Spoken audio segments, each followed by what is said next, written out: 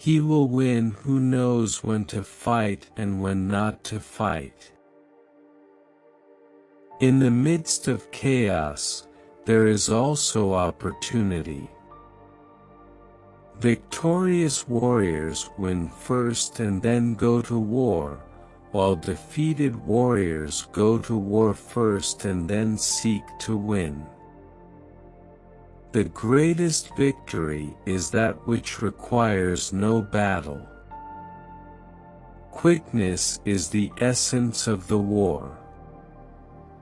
Even the finest sword plunged into salt water will eventually rust. The art of war is of vital importance to the state. It is a matter of life and death, a road either to safety or to ruin. Hence it is a subject of inquiry which can on no account be neglected. There is no instance of a nation benefiting from prolonged warfare. Who wishes to fight must first count the cost. You have to believe in yourself. Build your opponent a golden bridge to retreat across. What the ancients called a clever fighter is one who not only wins, but excels in winning with ease. The wise warrior avoids the battle. The whole secret lies in confusing the enemy, so that he cannot fathom our real intent. One mark of a great soldier is that he fight on his own terms or fights not at all. If the mind is willing, the flesh could go on and on without many things. He who is prudent and lies in wait for an enemy who is not, will be victorious. Anger may in time change to gladness, vexation may be succeeded by content. But a kingdom that has once been destroyed can never come again into being, nor can the dead ever be brought back to life. There are roads which must not be followed, armies which must not be attacked, towns which must not be besieged, positions which must not be contested, commands of the sovereign which must not be obeyed. Attack is the secret of defense, defense is the planning of an attack. Great results can be achieved with small forces. Opportunities multiply as they are seized. If quick, I survive. If not quick, I am lost. This is death. To secure ourselves against defeat lies in our own hands, but the opportunity of defeating the enemy is provided by the enemy himself. Bravery without forethought causes a man to fight blindly and desperately like a mad bull. Such an opponent must not be encountered with brute force, but may be lured into an ambush and slain. Wheels of justice grind slow but grind fine. It is easy to love your friend, but sometimes the hardest lesson to learn is to love your enemy. Ponder and deliberate before you make a move. Rewards for good service should not be deferred a single day. Begin by seizing something which your opponent holds dear, then he will be amenable to your will.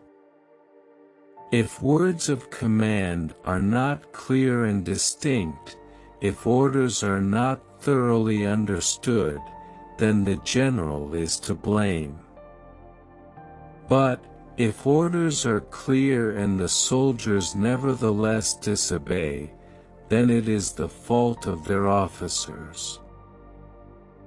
If his forces are united, separate them.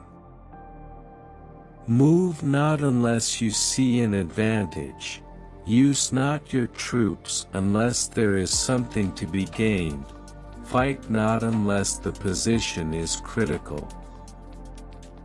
Be where your enemy is not.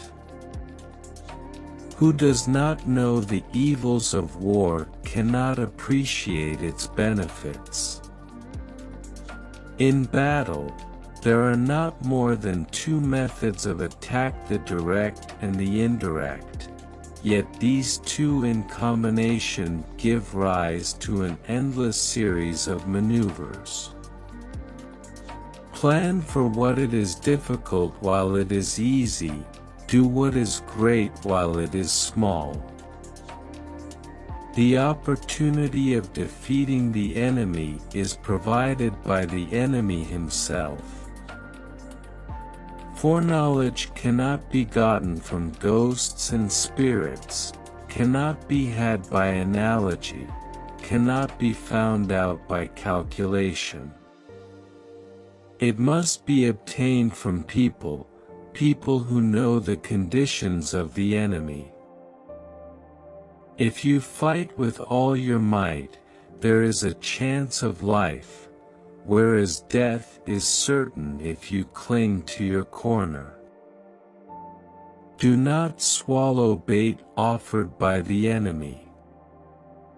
Do not interfere with an army that is returning home. We cannot enter into alliances until we are acquainted with the designs of our neighbors. When the outlook is bright, bring it before their eyes, but tell them nothing when the situation is gloomy.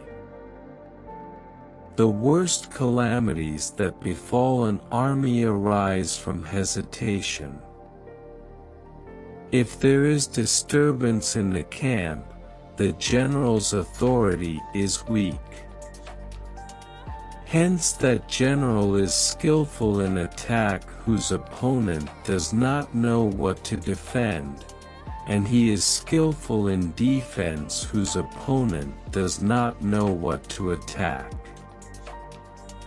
Those skilled at making the enemy move do so by creating a situation to which he must conform. They entice him with something he is certain to take, and with lures of ostensible profit they await him in strength. Energy may be likened to the bending of a crossbow, decision to the releasing of a trigger. When your army has crossed the border, you should burn your boats and bridges, in order to make it clear to everybody that you have no hankering after home.